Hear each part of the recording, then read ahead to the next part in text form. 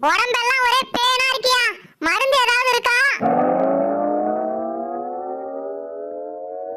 இங்க பாருடி, கோழி உடம்பெல்லாம் பேன் இருக்குதான்.